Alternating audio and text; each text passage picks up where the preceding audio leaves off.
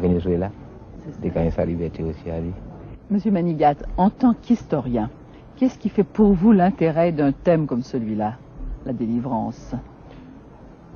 Vous savez, l'intérêt d'un tel thème, à mon avis, réside dans la correspondance qui existe entre l'état d'esprit actuel des artistes dans leurs préoccupations et l'orientation des recherches dans le domaine culturel en général.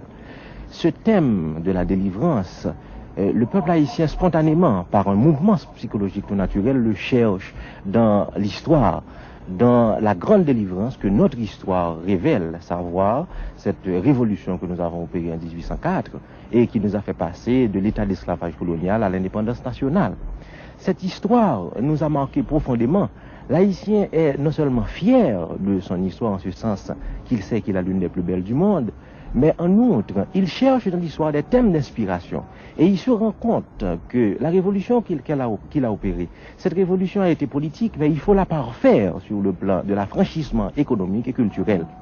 Et c'est ce qui explique que ceci pose un problème, le problème de l'occidentalisation en quelque sorte. Qu'est-ce que nous devons faire pour cet affranchissement économique et culturel? Est-ce que nous devons nous dépouiller en quelque sorte des valeurs d'Occident qui nous ont été imposées? N'oubliez pas que nos ancêtres n'ont connu que l'Occident colonisateur et esclavagiste. Devons-nous retourner à notre personnalité africaine, ou du moins aux origines africaines de notre personnalité?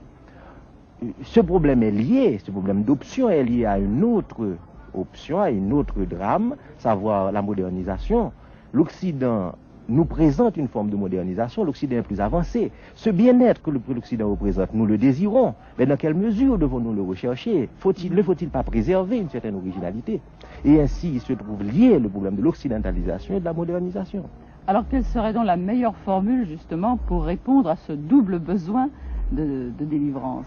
Eh bien, il me semble qu'avant d'aller interroger des spécialistes, des intellectuels, des professionnels, il vaudrait mieux aller voir la réalité, voir le peuple, comment il vit, et surtout, vous vous rendrez compte des problèmes qu'il faut résoudre pour qu'on arrive à donner à ce peuple ce bien-être tel que l'Occident l'entend.